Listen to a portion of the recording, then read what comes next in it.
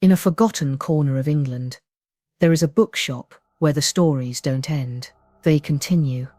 Where the bell rings, when no one enters. Where the pages write themselves, and readers sometimes disappear between the lines.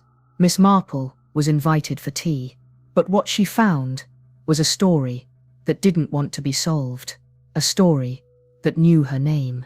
And before the final chapter turns, you'll start to wonder, are you reading the book, or is the book reading you?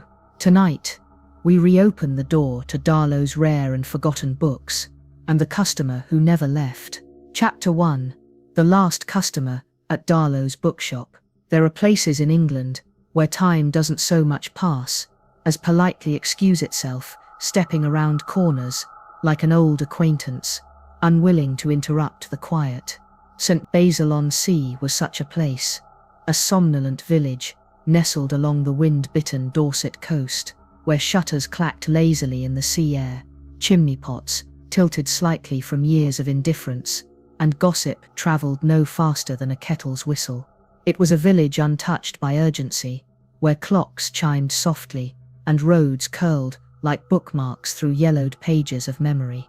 And at the end of the narrowest lane, half concealed by ivy and obscured glass, stood a shop that had not changed since the reign of Edward VII. Darlow's rare and forgotten books. It had no sign, and it needed none. The brass bell above the door knew who was meant to find it. There were no advertisements, no postcards in windows, and no opening hours. Some said the shop opened when it pleased and closed when it remembered. But those who stepped inside rarely forgot it, because the air was always too still, the warmth too muted, and the silence, well, the silence wasn't empty. It was watching. Miss Jane Marple arrived in St. Basilon under an overcast sky that threatened rain but never quite committed. The train, as punctual as ever, exhaled steam like an old woman clearing her throat, and she stepped down with a quiet dignity, her gloved hand gripping her carpet bag, her hat pinned precisely, and her gaze alert as ever. She had received a letter, brief, apologetic, and unmistakably shaken, from an old friend named Eloise Darlow, the last of the Darlow family, and caretaker of the bookshop that bore her name. "There is something I must show you," the letter had said, "and someone, I fear, has already seen it." The cottage Eloise inhabited stood behind the bookshop, hemmed in by elder trees and memories too stiff to bend. Eloise herself was a thin, fox-eyed woman with hair the colour of burnt paper, who greeted Jane with a smile that never quite reached her mouth. They had known each other in youth, though life had taken them in different directions. Jane, to a life of quiet observation in St. Mary Mead, and Eloise, into the brittle world of inherited history and dust-bound pages. That evening, they sat by the hearth, with tea untouched, and candles flickering, not for ambiance, but for necessity. The electricity had a habit of failing whenever a certain corner of the shop was disturbed. Eloise spoke softly, as though afraid the walls might hear, her voice trembling, not with age, but with the strain of something unspoken. "There's a book," she said. "It wasn't in the records, not in the catalogues. I never ordered it. I've never even seen its publisher's mark before." She took Jane through the creaking corridor that joined the cottage to the rear of the shop, where the dust grew thicker and the air colder. The shop smelled of old paper and something else, wet leaves perhaps, or forgotten attics. They passed shelves of obscure manuscripts, tomes wrapped in ribbon, volumes with titles that seemed to shift when not directly observed. It lay on the main counter, as though it had been waiting, a single black volume, unadorned, except for the title, embossed in gold, so deep it seemed to sink into the cover itself. The Perfect Crime. Jane Marple, though no stranger to ominous titles, felt a curious unease ripple beneath her skin. There was no author listed, no date, no summary. It looked not new, yet not aged either. Its pages were crisp, its scent clean, and yet the weight of it felt wrong, heavier than a book should be, as if burdened by the secrets inside. Eloise watched Jane watching it. "I didn't write the book," she said finally. "But it knows me." Jane raised an eyebrow, her gloved hand hovering just short of the cover. "You mean that figuratively, I presume?" Eloise hesitated. "I mean exactly what I said." Before Jane could reply, the bell above the shop door rang. Both women turned. No one entered. The door had not opened. The bell had rung all the same. Eloise paled visibly, her fingers clutching her shawl, and Jane, ever composed, crossed the floor with deliberate steps. She tried the handle. It was locked. The latch had not moved. No breeze stirred the heavy velvet curtains, and yet the bell had rung. It was then Jane noticed something even more unsettling. The mirror behind the counter, tall, oval, antique, no longer reflected the room as it was. The book remained on the counter, the shelves stood, but there was no Eloise, only Jane, and someone else. A figure in the very back, half in shadow, wearing a dark coat and a wide hat, face obscured, motionless, until, without warning, it turned and walked out of the frame. Jane turned sharply. The shop was empty, and Eloise stood by her side. "Did you see?" Jane began. "No," Eloise said too quickly. "No, I didn't." But the way her eyes flicked toward the mirror betrayed her. Later, over a half-finished supper, Jane gently pressed again. "How long have you had the book?" 3 days. It arrived on the shelf, simply appeared, and since then, Eloise hesitated. "There are pages that change. The words rearrange. It's as if someone's editing it. While I sleep." Jane said nothing, but she noticed the clock on the mantel had stopped precisely at the moment the bell had rung, 10:07 p.m. She would remember that. The next morning, Eloise was gone. There were no signs of a struggle, no broken lock, no footprints, no calls for help, only the book, now open, and the first line read, "She vanished on a Thursday, without sound or struggle," as if the story simply forgot to include her. Jane stayed in the cottage that night. She had informed the local constable, of course, a man too fond of his own moustache, to be troubled by a missed breakfast appointment, as he called it. But Jane knew better. Disappearances that fit perfectly into fiction rarely stayed within the page. At dusk, she explored the shop once more. She found the rear door ajar. Inside, the lights flickered, not from faulty wiring, but from something more deliberate, a pattern. 3 flickers, pause, 2 flickers, then 1. A code. She looked to the book. Now it read, Chapter 3, The Visitor, Who Remained Too Long.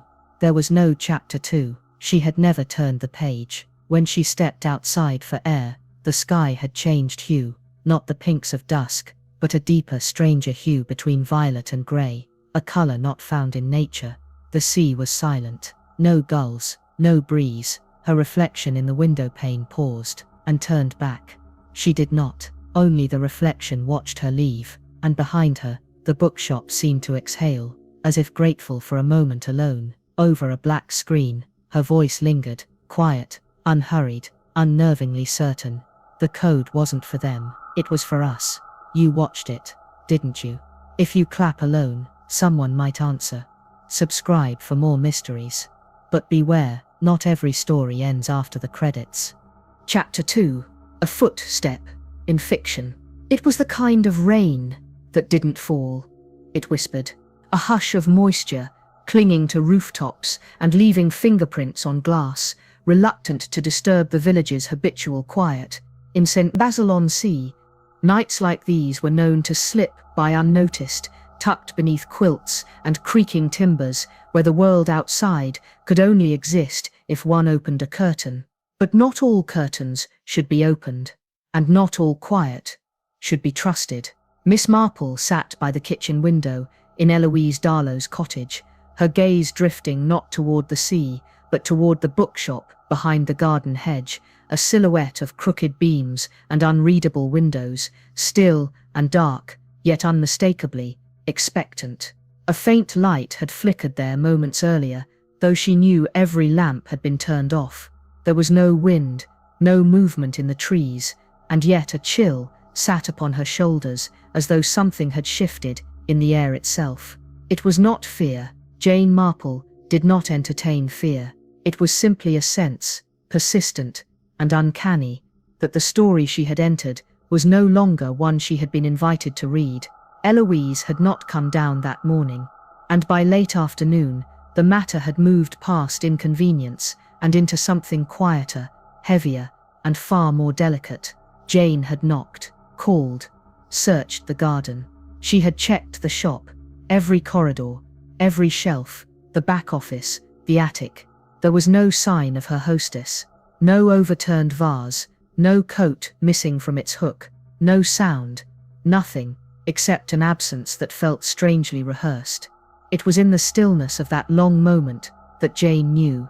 Eloise Darlow was gone. The front door had been locked from the inside, every window latched, and yet the silence in the shop bore the shape of someone who had recently passed through it.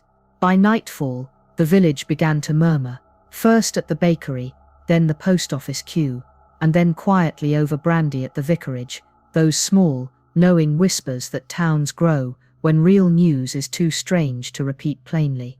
No one had seen Eloise leave, but they all remembered her vividly, the scarf she'd worn on Tuesday, the book she'd asked to borrow from the church library, the exact way her voice had said, "Good morning," just 2 days prior. People always remember the living too late. And then there was the girl, Sylvie Beringer, 12, unremarkable to most adults, but unusually attentive to things that didn't want to be seen.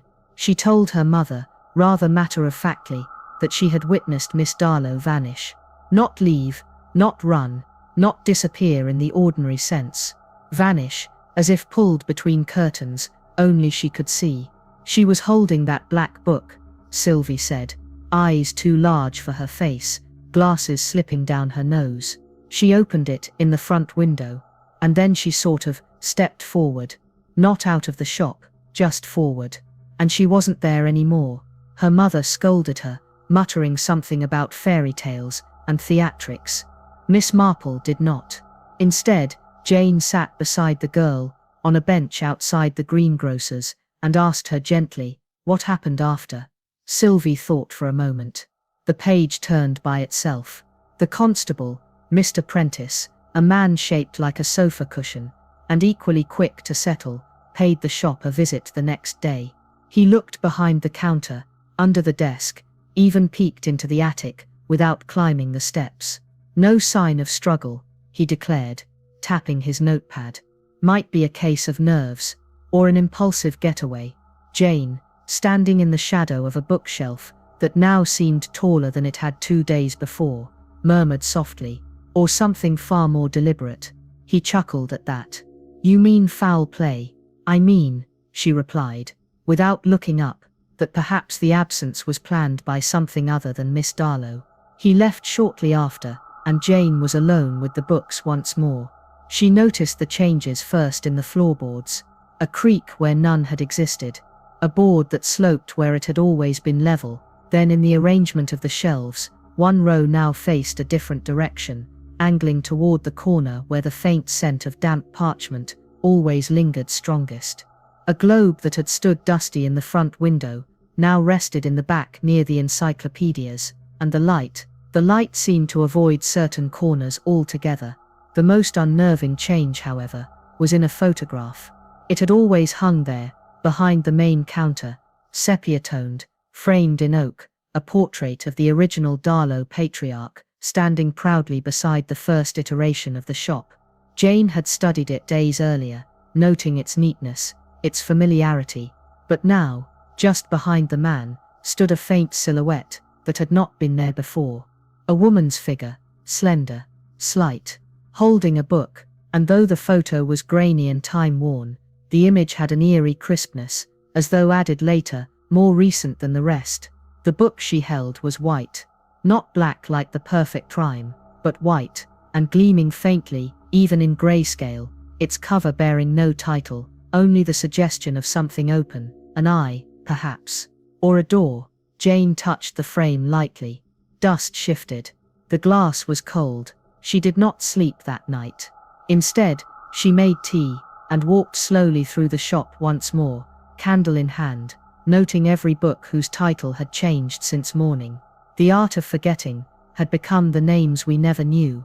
A thin red volume, previously labelled Poetry, 1,912 inches, now bore the words, Third Witness. And the book, that book had returned to the counter. The Perfect Crime. Still closed, still waiting. She did not open it, but she placed her palm above it, just an inch, feeling for the temperature. It was warm. The following morning, the whispers resumed. Eloise's absence was now folklore. Some claimed she had eloped, others, that she had simply grown weary of reading, and left to find life beyond fiction. A child suggested she had stepped into a fairy tale, and one elderly woman, formerly mute in conversation, said quietly over her sewing. The shop took her back. Jane sat in the back office that afternoon, cataloguing names in a journal, witnesses, locations, changes. Her pen paused over a new observation, one she hadn't dared write until now. The shop remembers what the world forgets. She closed the book gently, placed it beside the window, and looked toward the garden. The sky had shifted again.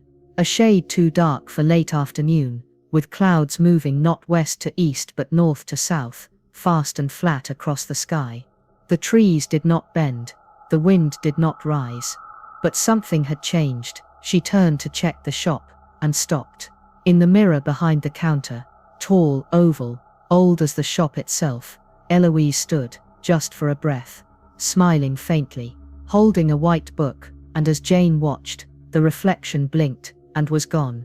Not broken, not shattered, just gone. She did not tell the constable. She did not speak of the mirror, or the white book, or the shifting shelves. She simply remained, and listened. Because that night, a single footstep echoed from somewhere behind the walls, and Jane Marple, alone in the heart of a bookshop, forgotten by time, realized something essential and awful. There is more than one kind of fiction, and some stories don't need writers, they need readers. Chapter 3. Pages that rewrite themselves. It was the third morning since Eloise had vanished, and the bookshop no longer held the warmth of absence. It held something else. Not grief, not quite silence, but something far more difficult to name. A presence woven through the air like a forgotten scent, or the low hum of something that shouldn't hum at all. The windows fogged despite no warmth inside. The mirrors were colder than glass should be, and the books, well, the books had begun to watch. Miss Marple moved cautiously through the front room that morning, a soft shawl over her shoulders, the familiar clicking of her low heels muffled against the uneven wood beneath her. She had not left the premises since the night of the reflection. The locals had stopped knocking. The constable had stopped asking, and Jane had begun to read. Not aloud, and not all at once. The book had remained closed for 2 days after Eloise vanished, and she had let it be. It was not fear that delayed her, but timing. And now, the time had shifted. Something inside had changed. She had not touched it, but the edges of the pages seemed to ripple faintly, like paper breathing in a room that had no air. She sat before it, tea growing cold beside her, and lifted the cover. The first few pages remained blank, then words appeared. Not scribbled, not scrawled, but typed, neat, deliberate, machine perfect, yet somehow aware. Entry: Wednesday, 7:03 a.m. The reader returns. She does not know that she was always meant to turn the page. Jane said nothing. Her hands were steady. She turned to the next. There were notes in the margins, handwritten, small, tidy, unmistakably Eloise's. The story adjusts when observed. Names appear only after contact. I saw myself die on page 94. That final note was crossed out, not in panic, but with the same finality one might use to correct a grocery list. Beneath it, written again, but this time in another hand entirely, was one word, rewritten. Jane closed the book gently and stared out the window. The postman passed without waving. The same man had waved every morning for 12 years. She wrote that down. The next disappearance came softly. Arthur Bellamy, librarian, not a man prone to spectacle. He was known for categorizing rare prints with more reverence than he ever gave his grandchildren.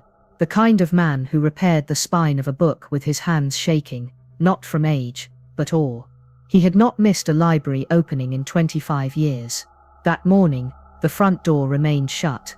A note taped to the inside, visible through the dusty glass, read simply, "Closed, temporary. Waiting on the ending." It was not in his handwriting. Jane walked there herself, coat buttoned, steps even.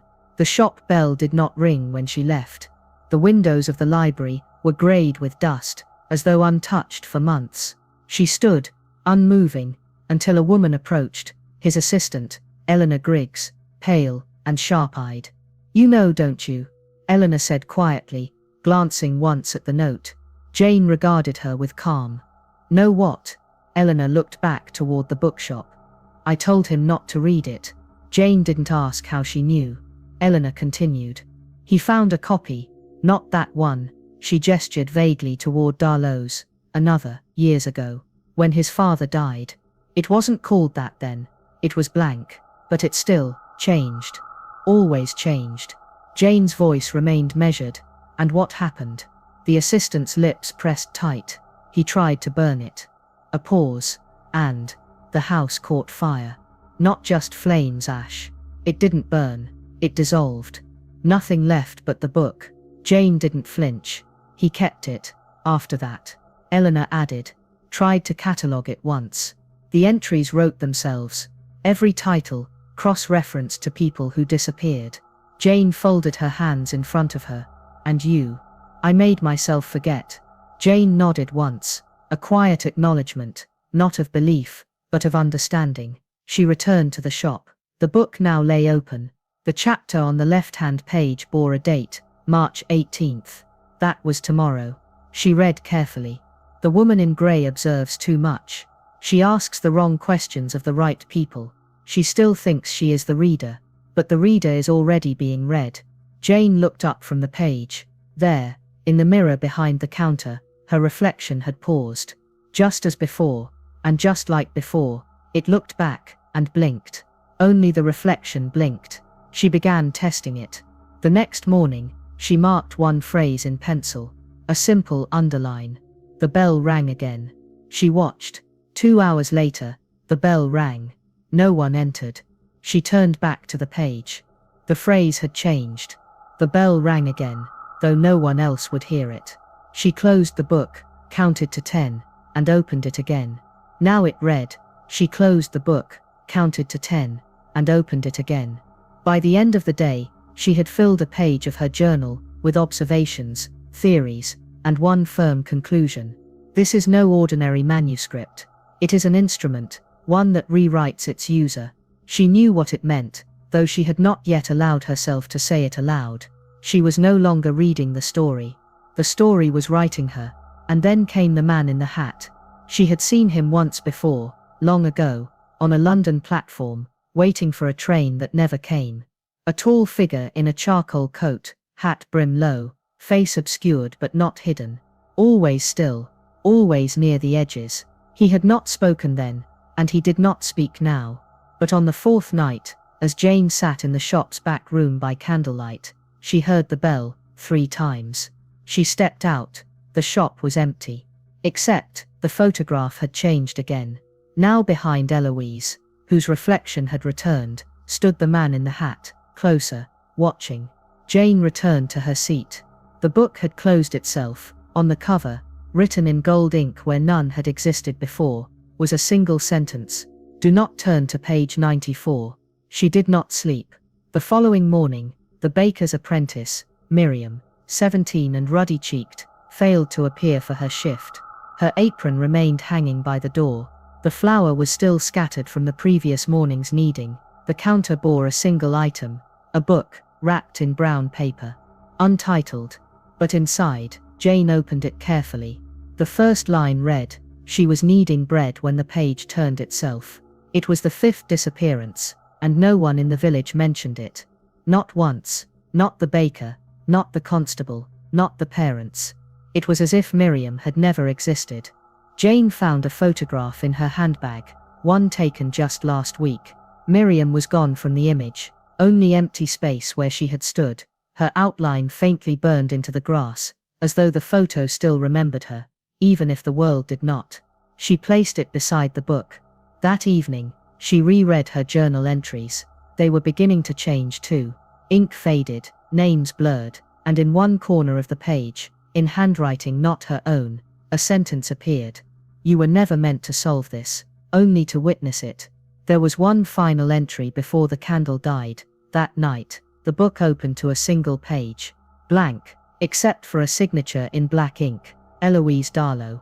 And below it, one final note: the white book is not the first, only the last. And so Miss Marple, who had spent a lifetime solving the unsolvable, leaned back in her chair, the book before her, and said nothing.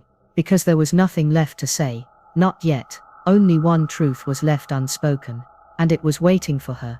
Chapter 4. The Editor in Black. The fog came not from the sea that morning, but from the very breath of the village itself, as though St. Basilon-on-Sea had exhaled all at once and forgotten to inhale again. It did not drift or swirl, as fogs often do, but sat low and reluctant, folding over cobblestones, brushing against windows, softening edges, until nothing looked quite the way one remembered. Shapes shifted subtly, doorways seemed further apart, and the bell above Darlow's bookshop did not chime when Miss Marple opened the door. It simply waited.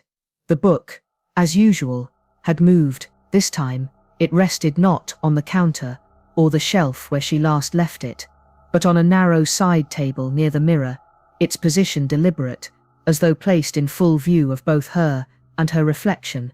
Its cover, still black, showed no title. Not anymore. She stared at it without approaching.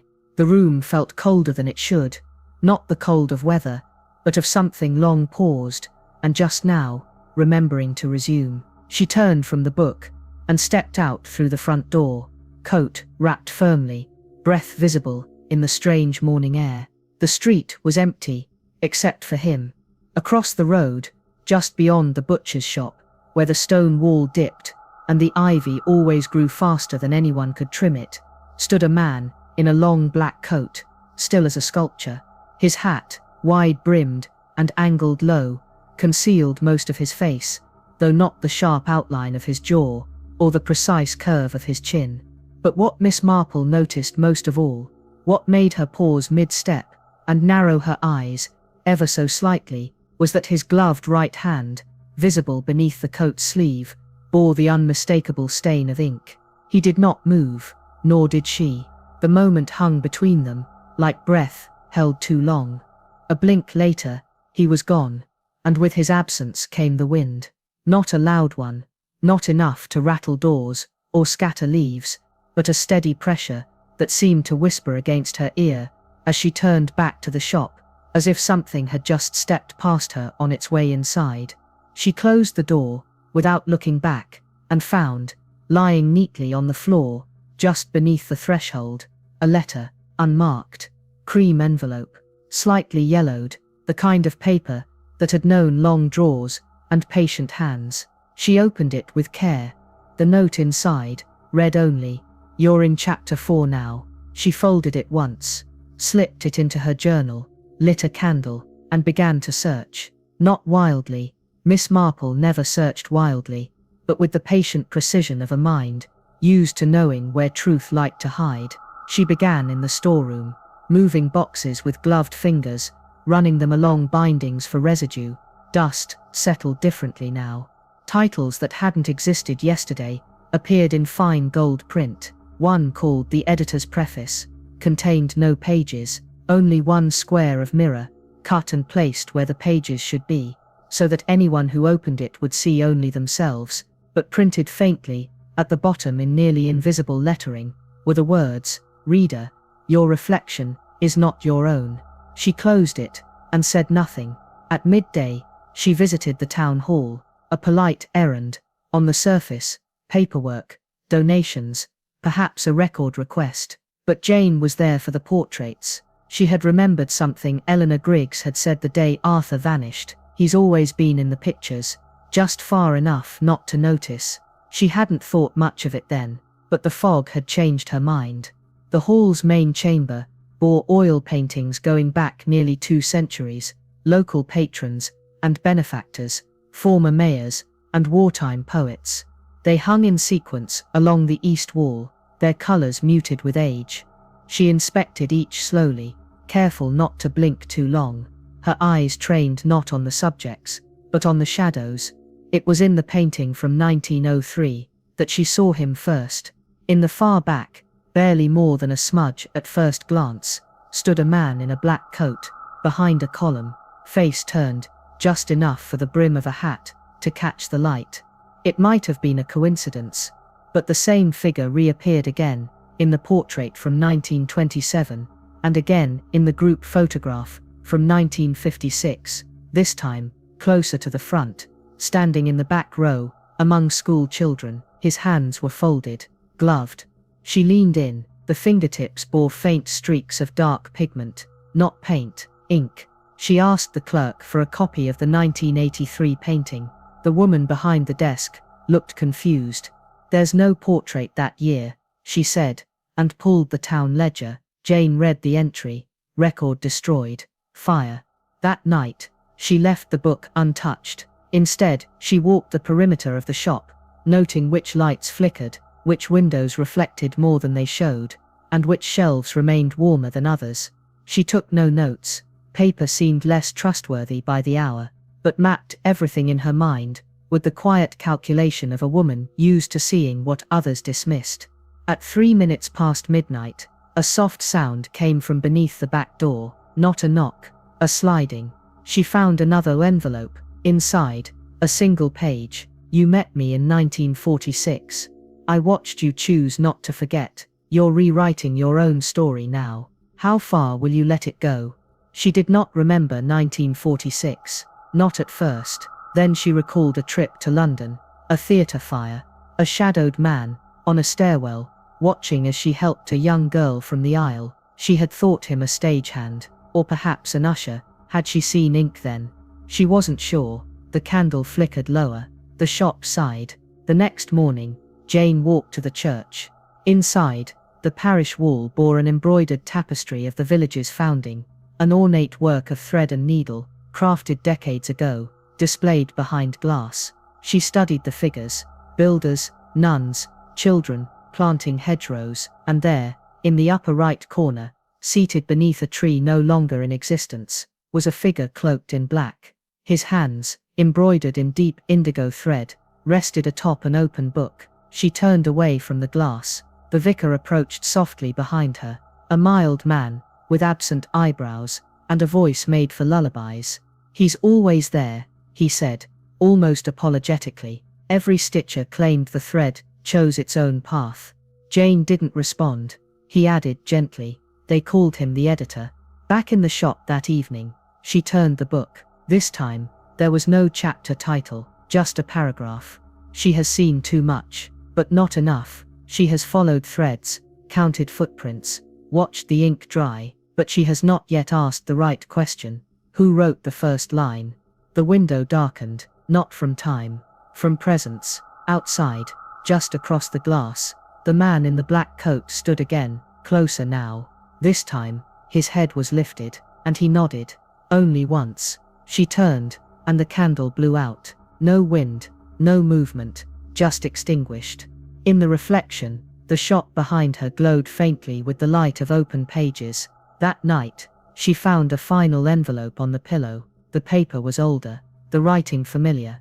Eloise's. "I've seen him write. He doesn't use a pen, he uses people." Jane closed the note, set it on the table, and whispered, though no one was listening, "Then let's see what he writes next." She did not sleep, and the ink on her fingers, unnoticed until morning, had not come from any bottle she owned. Chapter 5. The Descent of the Bookshop. It began with the door frame. Only a small change, really. Just a shift in how the light passed through it. How the edges seemed to bend ever so slightly, as if the wood had forgotten it was meant to remain square. Miss Marple noticed it the same way one notices the absence of a sound that ought to be present, not in the difference itself, but in the unsettled quiet it left behind. The entrance to the back room had always been narrow, its latch always a touch stiff, the threshold creaking twice when stepped over. But this morning, as she passed through it with her journal under one arm and a lit candle in the other, the creak came not from beneath her feet, but from somewhere further in, too far in, and it did not echo. It whispered. She paused, turned. The door behind her seemed slightly farther than before, the shelves on either side taller, less familiar, as though someone had taken the blueprint of the shop and gently stretched it when no one was watching. The air was still, but it did not feel empty. She listened, not for footsteps or breath, but for story, the peculiar sense that something was being told, slowly and invisibly, through walls and dust and changes so small, they nearly escaped the eye. Nearly. On the shelf to her left sat a book that had not been there yesterday. Or, if it had changed its cover. There was no title, no author, just a name, Frances Alderidge. A name she hadn't heard in years. A woman who had once served tea in the post office and vanished during a storm without even her umbrella left behind.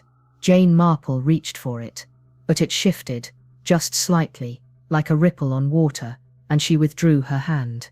Further down, another, Lillian Stone, then Margaret Northfield. She ran her gloved fingers along the spines. All names, all real, all townspeople. Some living, some remembered, some never spoken of. The books no longer told stories. They were stories, catalogued lives without explanation, catalogued people without consent. And above them all, at the top of the highest shelf, one thick, leather-bound volume with gold leafing that shimmered as though wet, bore no name, only the number 98. She did not need to open it. She already knew who it was about. The mirror beside the shelf, there had never been a mirror there, reflected her image, faintly distorted, subtly wrong. Her hat sat lower than it should, her shoulder tilted, her mouth half-formed. And beneath the mirrored glass, etched into the frame with the delicacy of someone who took pleasure in permanence, was the phrase, "What the book reads, it remembers." She turned away, and saw her. A girl, no more than 14, hair braided tightly, apron stained with ink and something else, stood quietly in the far corner of the aisle. She looked as though she had been waiting for a long time, the way some children wait for parents who have forgotten to collect them, not with fear, but with a sort of learned patience. "I used to work here," she said, voice dry but steady. Jane blinked. "I don't believe I've seen you before." The girl tilted her head. "You wouldn't have. I stopped existing after 1894. Jane stepped closer. "What do you mean?" "I was the shop's assistant, until the editor rewrote me. The words were not said for drama, they were not said for explanation. They were said as facts, as naturally as someone might say they'd misplaced a glove." "You're Eloise's imagination?" Jane asked softly. The girl smiled faintly. "No, Eloise was mine." She turned and vanished, not with magic or flair, but simply by walking behind a shelf that hadn't been there a moment before. Jane followed. There was nothing behind it. Only books and an odd scent of dried lavender and forgotten ink. The corridors now led places they had not led before. A stairwell rose where once there had been only a cupboard. A corridor turned where a window had overlooked the street. She tried to follow the familiar pattern of the building, but the pattern unraveled like twine, turning back on itself, rethreading as she moved. Books shifted in the corners of her eyes, characters from pages long closed, men in suits with no faces, women in shawls who wept into empty teacups. She saw a man with his mouth sewn shut, holding a newspaper dated 50 years into the future. A child sitting on nothing, reading a book without hands. She refused to blink too long. Every time she did, something else appeared, something closer. By the time she reached the front again, nearly 2 hours had passed. But the grandfather clock read the same minute it had when she left. The candle had not burned down. The tea on the counter was still warm. Time in the shop had not moved, but the shop itself had. She returned to the book, now open to page 98, and the words neatly printed in crisp black ink described her movements for the last hour. Exactly, She turned left at the passage that had not existed. She paused when the girl spoke of 1894. She reached for the book with her name but withdrew her hand. It continued. She will read this now. She will realize she is being written, and then at the bottom of the page, turn the next page, and lose yourself. She didn't. Instead she closed it. She waited. She whispered, "Not yet," and the pages did not fight her. But they didn't agree either. The floor beneath her creaked once, long and low, not from pressure, but from presence. The whisper in the boards returned, not words exactly, but the suggestion of language, the shape of speech too old to sound. And in the mirror behind the register, the girl from 1894 watched her quietly, saying nothing, her reflection still though her form was gone. Outside, the wind picked up, leaves scratched the windows, shadows lengthened. The shop, still and quiet, held its breath. There was one truth left unspoken, and it was waiting for her. Chapter 6. The Rewritten Widow. It began with a knock that didn't belong to the morning. 3 slow, deliberate raps against the door, neither hesitant nor urgent, but carefully spaced, as though made by someone with time to spare, and a reason not to rush. Miss Marple had been stirring tea in silence when the sound arrived, and without lifting her gaze from the cup, she already knew the knock would change the course of the day. That was the thing about silence. When it was interrupted properly, it always meant something had shifted. She rose with her usual grace, crossed the length of the bookshop's rear corridor, and opened the door to a face she knew she shouldn't have been able to recognize. He stood neatly dressed in the exact brown overcoat that had been buried with him. 3 buttons, slightly frayed at the collar, a small ink stain near the left pocket that had gone unnoticed until now. His shoes were polished. His hands, folded gently in front of him, bore age but not wear. His face was unchanged from the last photograph taken of him, in 2003, down to the crooked tooth and the widow's peak. And yet no dust, no cobwebs, no disorientation lingered on him. He stood as if he'd merely come in from a short walk, nodding politely, in the same manner he had used when delivering milk decades ago. And then he said it, quietly, almost embarrassed. "I'm sorry, Miss Marple, but I think someone's made a mistake. I wasn't supposed to go." She did not answer immediately. There was no fear in her eyes, only calculation. She stepped aside and gestured him in. He obeyed as naturally as any living man would, though he had been declared dead precisely 20 years earlier, buried in St. Basil's cemetery, 3rd row from the chapel, with a headstone that read "Beloved Husband, remembered always." His name was Harold Finch, and his widow, Mrs. Greta Finch, still lived 3 streets down, tending roses and speaking of him only in the past tense. They sat at the table, where the tea had not yet gone cold. He did not ask for sugar. He said nothing of where he had been, only that it felt as if he'd closed his eyes in a library and woken up beside a stack of unfamiliar books. Jane asked questions softly, dates, names, memories, and he answered them all, with eerie precision, not just correctly, but comfortably, as though he had never missed a day. His memory was intact, but something else was not. He didn't seem entirely certain he belonged. "I remember the funeral," he admitted. "I watched it, from behind something. It's hard to say, it felt like looking through a sheet of rain, but from the inside, I couldn't get out of it. Not for years. Until suddenly," he paused, searching for the right word, "until suddenly someone edited the ending, and then I was back." Jane nodded once. "And who brought you back?" He didn't hesitate.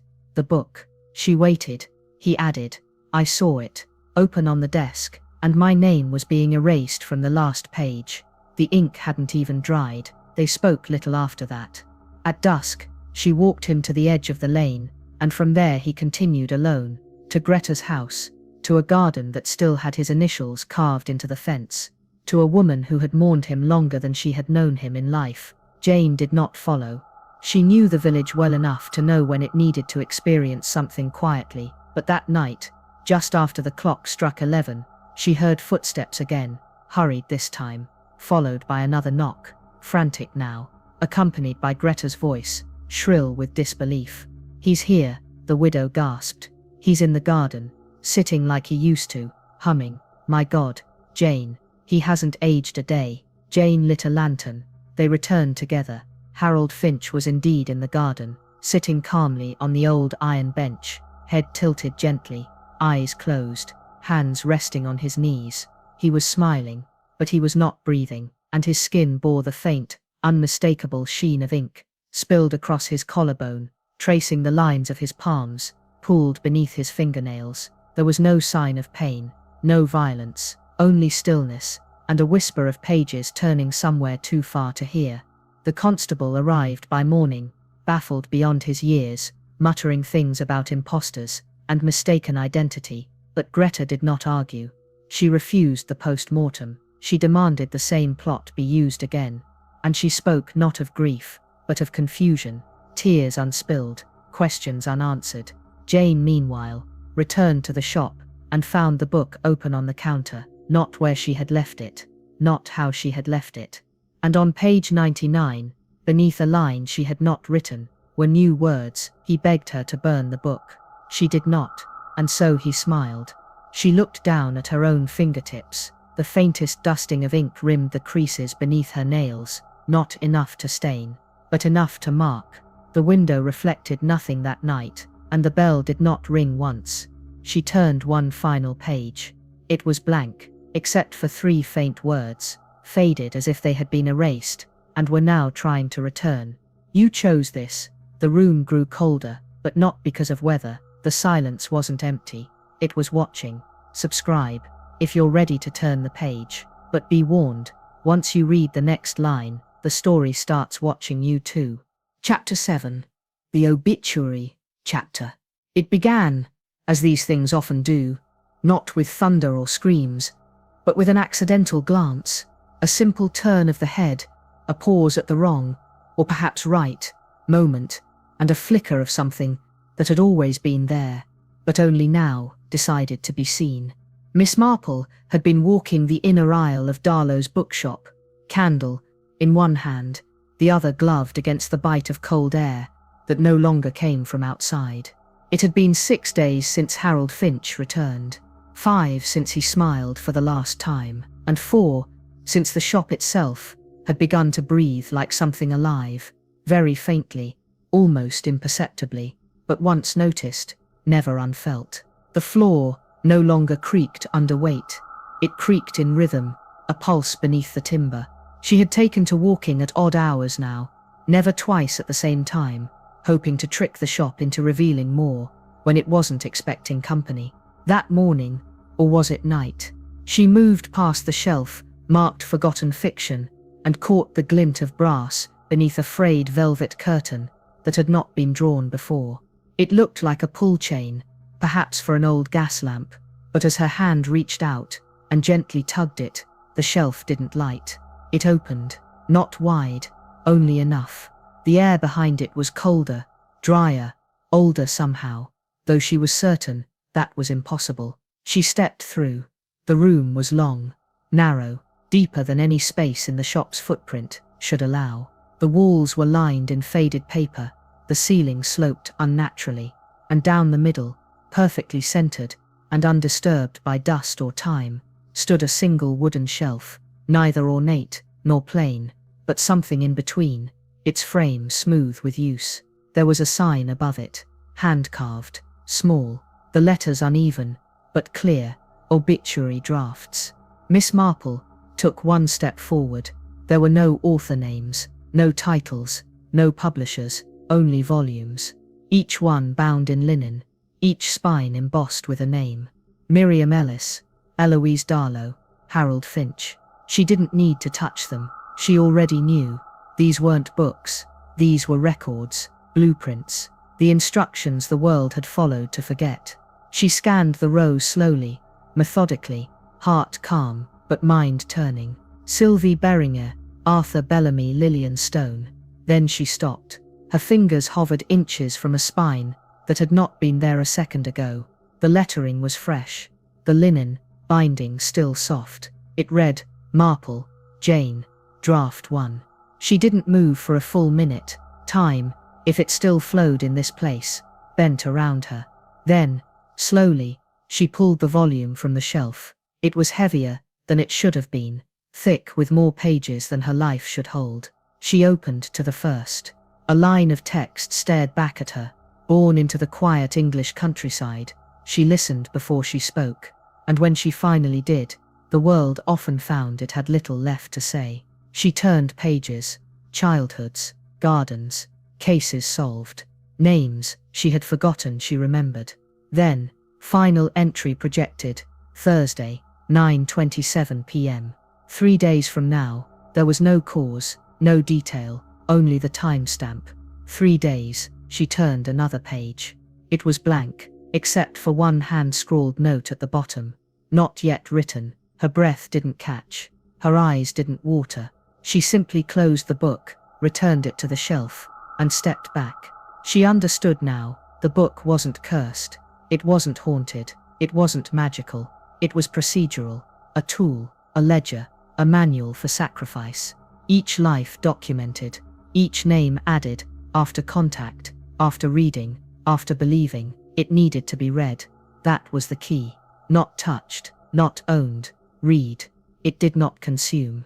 It recorded, and once it recorded, the world complied. Reality rewrote itself to match the page. She returned to the shop, walked straight to the mirror, and whispered aloud, not to herself, not to any presence she could name, but to the thing that lived behind the narrative. Who writes the drafts? The mirror didn't ripple, but the candle beside her flickered once, and the air whispered through the books like wind in a mausoleum. She turned toward the desk. The book now sat closed, page marked, a black ribbon tucked carefully at the top, peeking like a raised eyebrow. She opened it. Page 102. There, in neat script, lay a single sentence. She finally understood what the endings were for. She did not read the next line.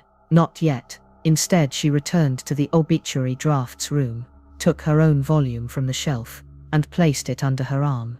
This story had made a mistake. It had let her see the table of contents before the last chapter, and Jane Marple, of all people, knew precisely what to do with that kind of advantage. She walked to the fireplace, lit a single match, and paused, but she didn't burn the book. Not yet, because there was one truth left unspoken, and it was waiting for her. Chapter 8. A Forgotten Author's Revenge. There are certain names that vanish, not because time forgets them, but because someone, somewhere, wanted them erased. They are not lost. They are removed, folded carefully into the corners of ledgers, scratched from margins, denied mention, then sealed behind polite family silences and the weight of reputations that would rather not explain. Arabella Darlow was one of those names, not absent from history, just unwelcome in it.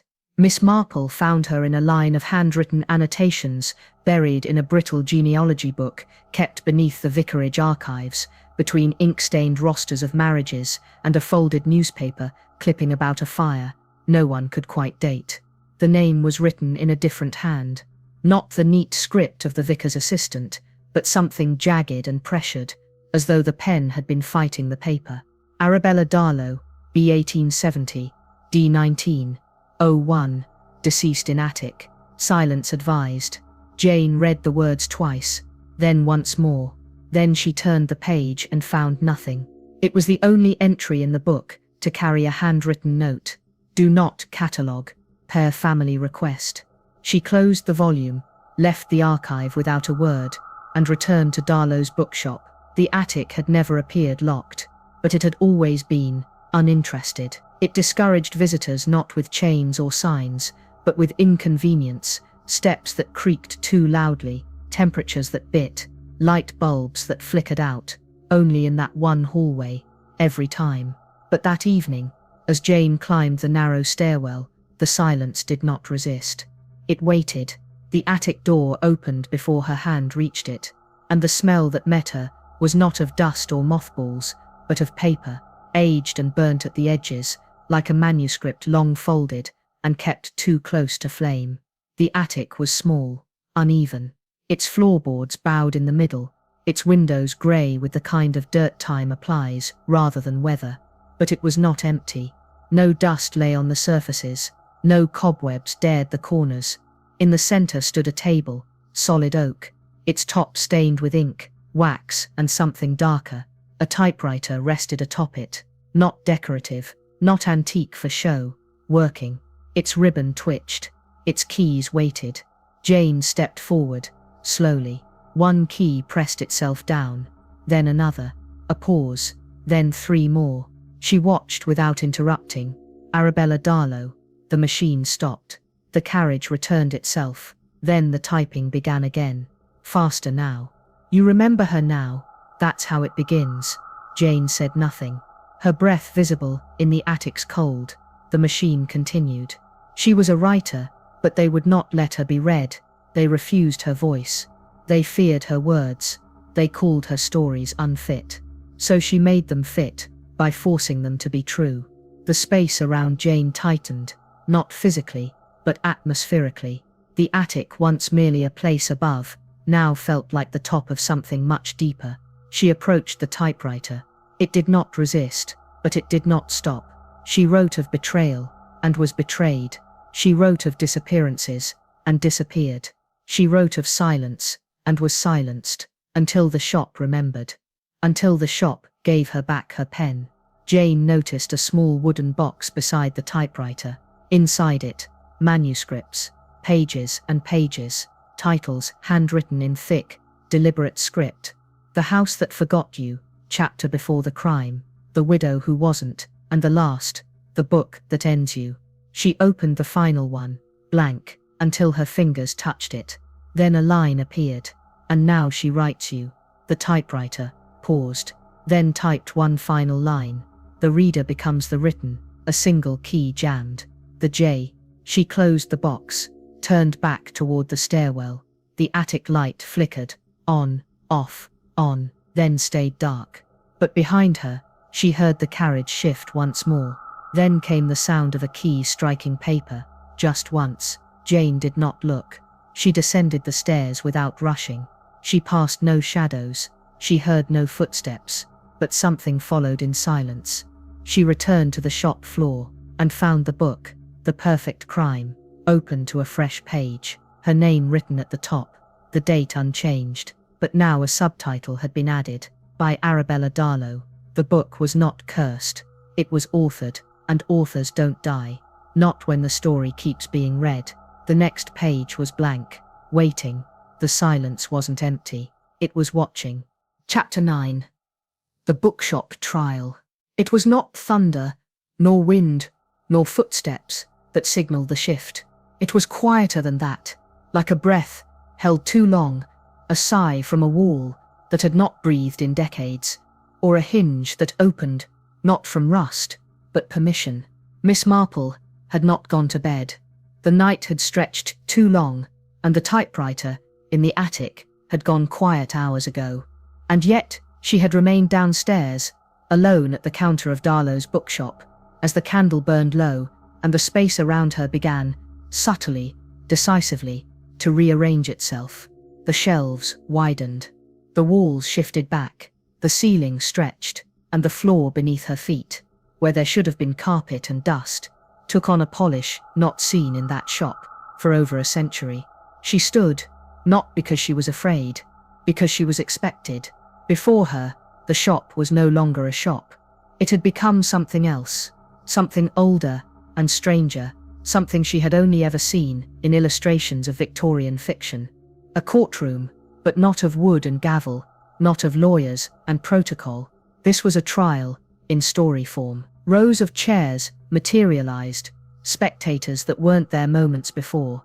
They were filled with shadows, people she half recognized, forms she had glimpsed in windows, outlines that had watched her from paintings, from mirrors, from reflections that blinked when she hadn't. At the center stood a judge's bench, carved not from wood, but from the book itself. Pages formed the seat, spines the base, and where the gavel should be, a quill hovered.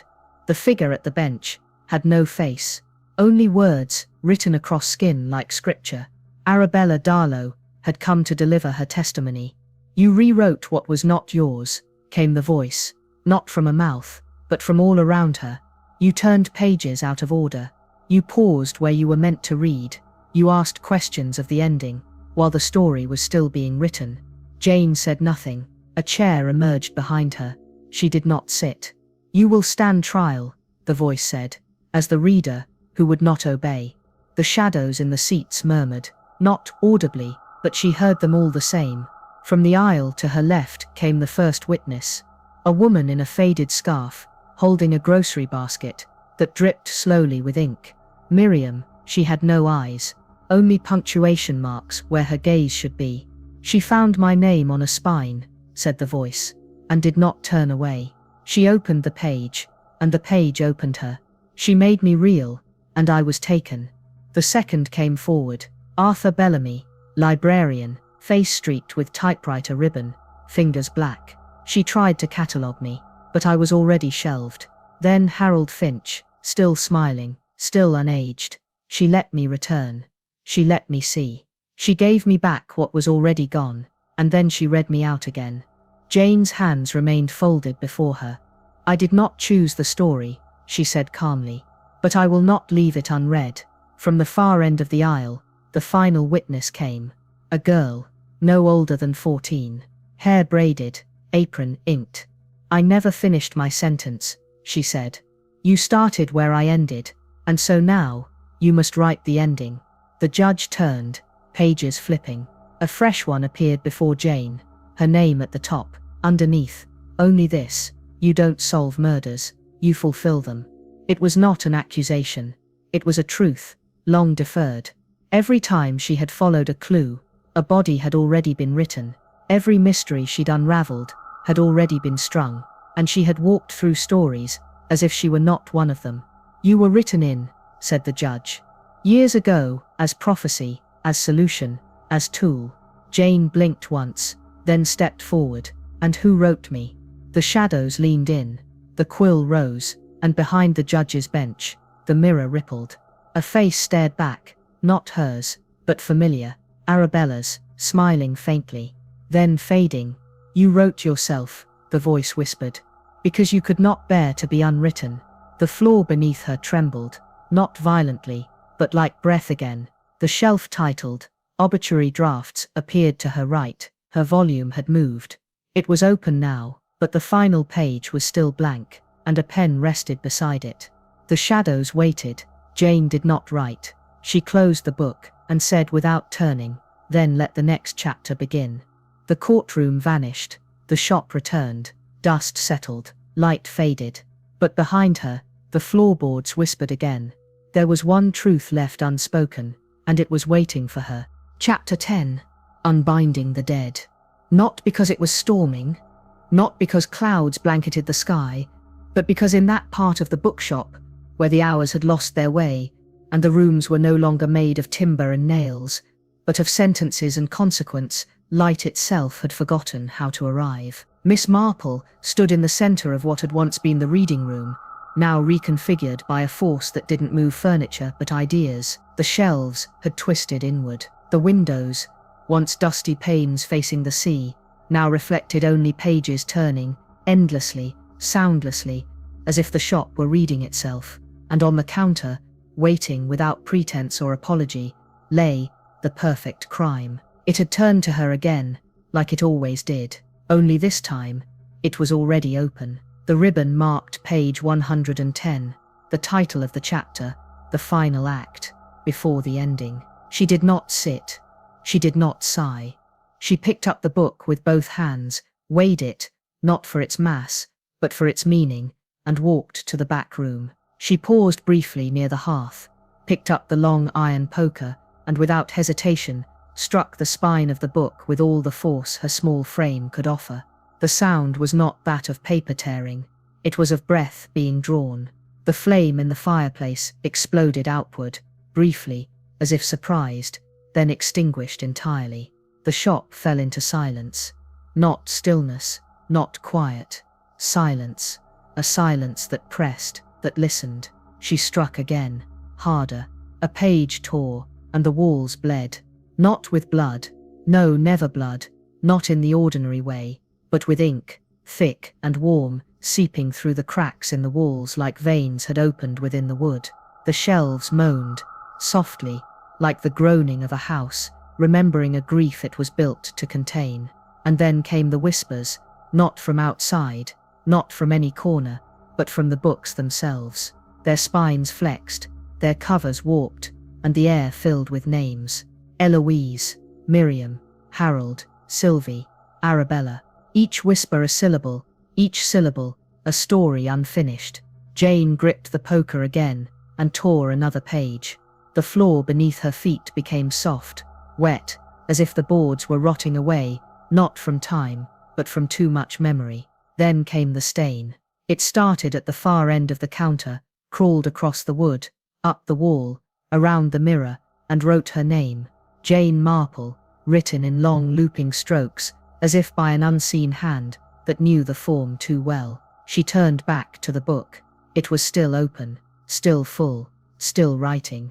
Another page, another line. She thought she could erase it, but the book writes in ink that lives. She tore again, and the air shifted. Something cracked overhead, not timber, not plaster, but logic. The architecture of reality groaned, and the hallway beyond her seemed longer now, much longer. At the end of it, through a door that had not existed before, a light glowed, faint, steady. The attic. She followed without pausing. The typewriter had returned. No longer idle, the keys tapped, one by one, without hands. She enters the room. She sees the girl. Jane turned. There, seated at the base of the attic wall, curled in the same shawl she'd worn the night she disappeared, was Eloise. Alive, unaged, unchanged. Her eyes met Jane's, but they did not focus. Her mouth moved, slowly, carefully, forming words. Jane could not hear. Her body moved in a loop, rise slightly, glance toward the book, flinch, sit again, repeat. Over and over, the same seconds on endless repeat, as though time had remembered her, but not how to carry her forward. Jane knelt beside her, touched her hand. It was warm, alive, but not present. A figure caught in narrative, trapped in a sentence that would not end. The typewriter continued. She reaches for the girl. She wants to save her, but the choice is not hers. A second book now lay beside the typewriter, smaller, new, unmarked. But Jane opened it, and read the first line. There can only be one reader at the end. She looked back at Eloise, then at the door, then at the book, still in her hand. Torn, bleeding, alive. And she understood, the story needed a reader. Always, that was the pact. One reader escapes, one stays, to keep the story going, to feed the page. Jane looked down at her name, now rewritten in red, turned one more page. Blank, except for a question. Will you free her, or finish your own chapter? Behind her, Eloise cried out for the first time. Not loud, not long, but just enough to make the silence flinch. Jane stood. She stepped to the fire, held both books, The Perfect Crime, and the new one, above the cold ash, waited, then lowered only one. The smaller one, the one that had not yet been written. It caught flame instantly. Pages curled, blackened, vanished. Behind her, the whispering stopped. The loop broke. Eloise blinked, truly blinked, and wept. Miss Marple said nothing, because one truth remained unspoken, and it was watching her. Chapter 11. The missing chapters. The attic had not gone silent. It had merely paused, as if waiting for her to notice that silence itself had become part of the story. The typewriter had stopped its rhythmic clicking. Eloise, no longer looping but not yet entirely present, slept lightly beneath a blanket of dustless cloth. Her face turned inward towards something Jane could not see. The fire had consumed the blank book, and yet the air had grown no warmer. Instead, it hummed with anticipation, a tension neither electric nor emotional, but narrative, as though the shop, the story, the very world inside these walls now held its breath for what Jane would do next. She descended slowly. The stairs had shortened again, or perhaps she had grown taller in the night. Space no longer behaved as it once did. Shapes moved just outside her vision, shadows leaning against the shelves like old friends too embarrassed to interrupt. She passed the counter, past the mirror that now reflected not herself, but a girl in 1894. Hair braided, eyes blank, smiling faintly, as though remembering the future. She reached the desk. The drawer beneath it had always been locked, or rather, she had never tried to open it. But now her fingers moved without hesitation, as though the part of her that questioned had gone still, and the part of her that remembered things she had never lived had stepped forward to take its place. The drawer did not resist. It opened with a sigh. Inside, bound in faded ribbon, and tucked inside folders so thin they were nearly transparent, were pages, hundreds of them, typed, handwritten, scratched in charcoal, burned at the edges, watermarked with ink, so old it had turned green. Each one titled, each one rejected. Ending, A the fire that never came. Ending B, She walks away, but no one remembers. Ending C, Everyone escapes. The story does not, and one labelled only, Final Ending, redacted. She unbound it. The page was aged, brittle at the corners, but the words were sharp, too sharp, like they had never settled properly. They read, "The shop will burn. It must. The stories must be released, or they will rot. The names will fade from the shelves. The mirror will crack, and what was trapped shall pass. The reader will remain only if they choose to forget." Then nothing, a blank space, a full half page, empty. Jane turned the paper over, more blankness. The final line had never been written.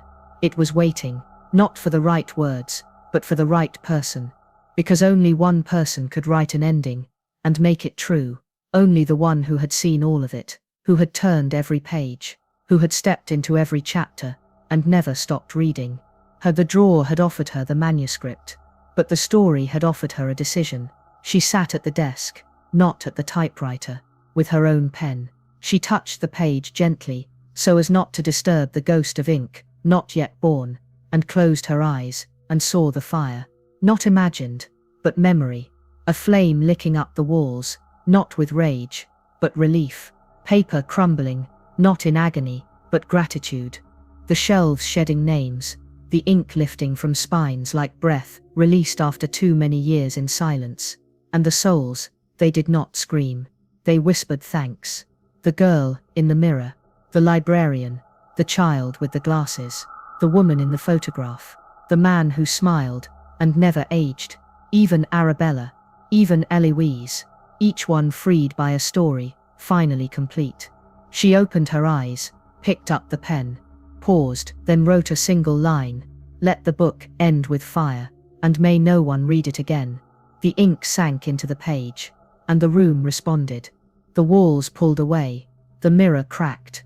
A sound like applause and weeping, all at once, rose from the floorboards, from the pages, from the shelves that had never spoken aloud, but always knew how to listen. But it was not done. The fire had not come. Not yet, because one sentence remained unwritten. A sentence Jane could not form, because she did not know what came after, because she was still inside the story, and stories do not burn while the reader still turns the page. So she turned to the book, The Perfect Crime, still open, still full, and there, on the final sheet, a new sentence had appeared, in her own handwriting. Though she had never written it, she must choose escape the narrative, or complete it, and beneath it, "You are on the last page now." The silence wasn't empty, it was watching. Chapter 12. The fire that wasn't lit. She wrote the sentence slowly, one word at a time, pressing the pen to the paper with the same deliberate care one might use in stitching a final seam or sealing an envelope, never meant to be opened again. The pen didn't tremble, the candlelight held steady, and yet, with every word she laid down, the ink beneath it faded, quietly, cruelly, as if the page itself had decided the story should not be finished. Miss Marple watched her writing vanish, even as it was born, the letters lifting from the parchment like smoke too faint to carry scent. She tried again, different words this time, a different phrasing, more concise, then more poetic, then urgent, but still, the ink disappeared. Sentence after sentence, page after page, Her story could not be told, not by her hand, not now, not while something else still held the pen beneath her fingers. Then, from the far end of the shop, through the mirror that no longer reflected light but memory, he stepped through. The man in the black coat, the editor. He did not speak at first. He never did. He arrived like punctuation, definitive, final, inevitable. His ink-stained hands folded before him, his hat low, his mouth unreadable, his presence far too quiet for someone who authored endings.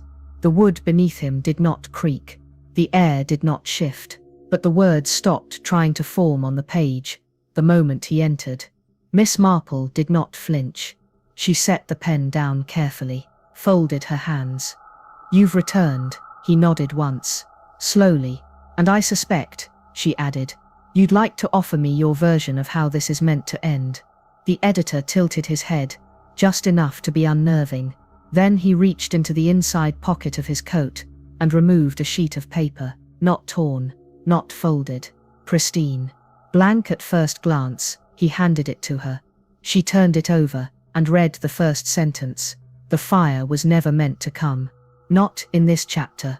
Her breath remained even, but her heart quickened just once, the way it had that one time in her youth, when she'd found herself alone on a fog-covered train platform, certain she was being watched, but unable to find the watcher. She looked up from the page. "You want me to write your ending?" He did not nod. He didn't need to, but he did unfold his hand and extend a second page. This one already written. She read it. Every character, every arc, every soul she had encountered, their fates sealed. No pain, no fire, no screaming, just absorption. Quiet erasure. They did not burn. They did not suffer. They simply ceased, forgotten not by the world, but by the book. A full erasure, line by line, as if they had never existed at all. "You want a clean ending," she whispered, "without consequence, without memory." He stepped back, and the room trembled, just slightly. The walls breathed inward, the shelves curled forward, and the air began to flake with paper, scraps falling like snow, sentences half-written floating down in silence. She stood, and the page crumbled in her hand. Not torn, not burned, unwritten. She turned to the fire, but the flame had gone. The logs were dry, the hearth cold. There would be no fire, not this way. A sound cracked above her, like laughter through glass. She looked up, the ceiling split, not into dust or beam, but into story. Lines, endless lines, dripping from the rafters, descending like vines of narrative, trying to bind the room to a single ending. She stepped back, and the counter shattered. The mirror fell from its hook, but did not break. Instead it opened, and from within it, the characters emerged. Eloise first, eyes wide, hair unkempt, mouth moving without sound. Then Miriam, then Harold, then the girl from 1894, all of them flickering, repeating, looping, screaming without voice, caught in the collapse, not of the building, of the narrative. Pages tore themselves from the books, flying in all directions. Some bled ink, some whispered, some begged, and through it all, Miss Marple stood at the center, the only thing not unraveling. The editor extended the final page, and said, at last in a voice not heard but felt, "Write this, or vanish." She reached for it, but another hand caught hers. Eloise, alive again, but not free, frozen, yet moving, a paradox made flesh. Her lips parted, her voice returned. "This isn't the real ending," she gasped. "This is his version, not yours." And then the lights went out, the floor cracked, and the book on the counter opened itself to its final page, still blank, waiting. Miss Marple did not write, not yet, because one truth was still left unspoken, and it was waiting for her. Chapter 13. The page that turned itself. Miss Marple stood in a room that no longer remembered what it had been. There were still shapes, suggestions of shelves, the ghost of a chair in one corner, a flickering shadow where a globe used to spin with dust. But the room itself was erasing, not fast, not suddenly, but in the slow, deliberate way that water fades ink on parchment, gently, but with purpose. The world was being rewritten not by force, but by neglect. And yet, in the center of that fraying story, the book still hovered, pages slightly open, a whisper of text turning even when no one watched. She had written one line, a truth, not a plea, not a confession, just the kind of sentence that stung because it could not be unthought.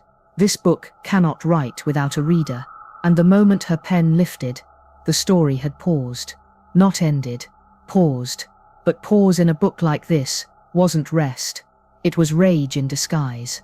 Because the book did not want to be paused, it wanted to end, and it wanted her to end it. She took a step toward it. The book opened wider, the pages flipped backward, faster than wind would allow. Not to a beginning, not to a prologue, but to something deeper, pre-chapter, pre-story, where pages were not numbered but titled. She read the headings as they raced past. The reader arrives, the story breathes. She becomes a character, the ending refuses her, and then nothing. A blank page. The book stopped, waiting. The shop around her was no longer collapsing, it was watching. Every loose page hovered in place, every shattered sentence waiting to be rewritten, every ink-smeared crack in the wall hesitating before closing. Even the typewriter upstairs, broken in the last chapter, keys scattered like teeth, had returned to the desk, assembled again, untouched, waiting for her fingertips. But she did not move, because she saw him, the editor, again, but not walking through the mirror, not stepping from the shadow. He simply was, there, in the middle of the room, as though he had never left, as though he had always been standing just outside the story's frame, waiting for the reader to look away so he could step inside. His coat, longer now, his gloves, cleaner, the ink on his cuffs, gleamed wet, but never dripped. He did not speak. Not at first, but when the silence asked the right question, he answered. "You've interrupted the writing," he said, not aloud, but directly, with no need for breath or tone. She met his gaze.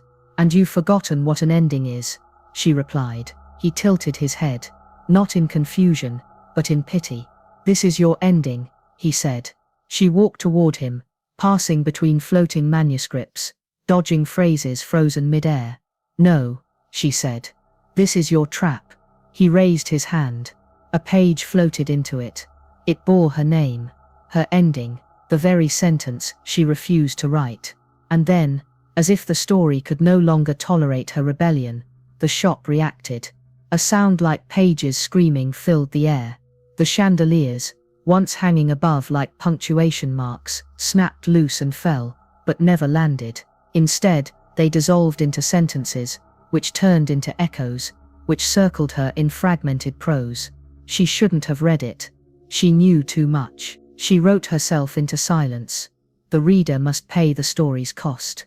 Marple reached into her coat, the same coat she had worn the morning she entered Darlow's bookshop. She pulled out the only thing she had left, the torn page from chapter 3, the one that had once described Harold's return. It had rewritten itself again. Now it read, "She is the story's fuel, not its hero." She smiled softly. "No," she whispered, "I am its fire." She turned back toward the mirror, still cracked, still full of futures, still open. She lifted the book, The Perfect Crime, still trembling with its unwritten demand. "I'll give you your ending," she told it, "but not the one you wrote." And with one clean motion, she threw the book into the mirror. The glass did not shatter, it tore. The mirror split, not in shards, but in paragraphs. Each sentence broke away, hovered, then turned into characters, faces she'd seen, voices she'd heard, shadows she'd followed. They all turned, looked at her, and nodded, once and then, fire, but not heat, light. A burning white, that poured from the walls, the floor, the ceiling, from the very sentences she had denied. It filled the shop, not with pain, but with memory. Everything that had been written was now being unbound, not erased, set free. The pages uncurled, the ink lifted, and the characters, Harold, Miriam, the girl from 1894, Arabella, each blinked once, smiled once, and vanished. Even Eloise, especially Eloise. The shop faded next. Not the building, the bookshop, the story of it. It unwrote itself from the town's history, like a whisper unspoken, and Miss Marple stood in the center of it all, not untouched, but unchanged. And when the white light reached her, she closed her eyes, and said only one thing: let the final line write itself. And then, silence. Chapter 14. The book returns to the shelf. St. Basilon, on Sea, had always been a quiet village. The kind of place where one could measure time, not by clocks, but by the scent of the tide and the tilt of the sunlight through old kitchen windows. Its secrets, when they existed, rarely stirred the surface. Instead, they nested beneath cobblestone alleys and weather-worn shingles, secrets that slept lightly and forgot to wake. It had been 3 months since the light vanished from Darlow's bookshop. No one could say what exactly happened. They didn't speak of fire, though some recalled a sudden warmth, unseasonal, fleeting, like a single breath of summer, lost in February's throat. Others mentioned a sound, not quite thunder, not quite bells, but a hollow echo that rolled through the streets, like a chapter being closed mid-sentence. But none remembered the details. They only remembered the silence that followed, a quiet that felt intentional. The shop, once open every day except Tuesday, now stood boarded, not condemned, not destroyed, just closed. Not one person recalled hammering wood over the windows, not one claimed to have nailed the door shut. But when passers-by slowed their steps near the corner where the bookshop had lived for over a century, they felt it, an unease, not rooted in fear, but in unfinished business. The wood on the door was too new. The glass behind the boards reflected no light. The sign still read, Darlow's Rare and Forgotten Books. And in the center of the window, now dusted over with sea salt and memory, stood a single item untouched by time. A book, resting upright, cover forward, titled in careful gold letters, The Perfect Crime, by Jane Marple. No one knew who had placed it there. No one had seen the book before, and no one had seen her since. The last memory anyone had of Miss Marple was vague. A sighting at the grocer's, a question posed at the vicarage, the soft click of her heels outside the post office. But the memories bled together, uncertain, like pages left out in the rain. The children in town spoke of her sometimes, not with fear, but reverence. One claimed she had seen the curtains in the bookshop move one evening, though no light had followed. Another said he heard a bell ring when no one was inside. The adults smiled gently at these stories, the way one does when something feels both impossible and too close to deny. The library tried to catalogue the book. Once, the librarian, new to town, fresh from university, and unimpressed by myth, entered the shop one cold morning, a key in hand, which he swore had been posted to him in a blank envelope with no stamp. He unlocked the door, though no one had ever seen a lock. He stepped inside, though no one else ever had, and he did not return until dusk. When he did,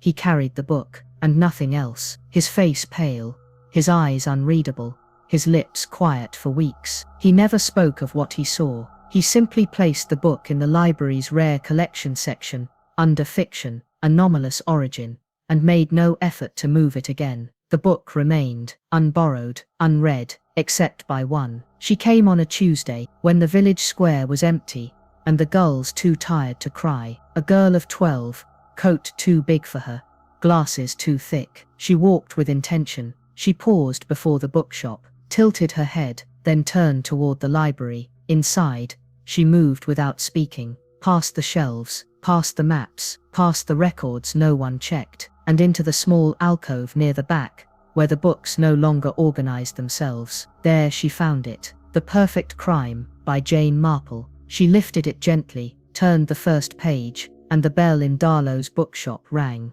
Once, then the silence wasn't empty. It was watching. Chapter 15. Now, it's your turn, reader. The dust has settled, the pages have stilled, and somewhere, far from the streets of St. Basilon-on-Sea, where time softened like wax around memory, a quiet remains. A quiet so complete, so exquisitely unbroken, that it cannot possibly be silence. It is something older than silence. It is waiting. And while you've watched, yes, while your eyes followed every word, every flicker of shadow, every turn of the page, you never touched. The story has been watching you too, not as a threat, not even as a whisper, but as a certainty, because every story needs its reader. You've read before, haven't you? Somewhere, long ago, there was a book you started and never finished. Perhaps you don't remember the title. You might say it was misplaced or lent out and never returned. You may even believe you never started it at all, but late one night, under a yellow lamp, when your thumb lingered just a moment too long on a particular chapter heading, you saw a word you recognized. Your own name, wasn't it? Odd, you thought. Coincidence. And yet you turned the page anyway. You read about people you had never met, who spoke with your voice. You followed characters who walked streets you only visited in dreams. And you closed the book eventually. Or maybe it closed itself, but something stayed with you. A sentence maybe, or the feeling that your reflection had blinked 1 second too late in the mirror. You felt it before. That faint memory of fiction, lingering like the scent of an old perfume in a room no one's entered for years. Now let me ask you, carefully, do you remember the last book you read? The one you can't quite place? The one you're not sure if you finished, or if it finished you? Some stories stay with you, others, you never leave.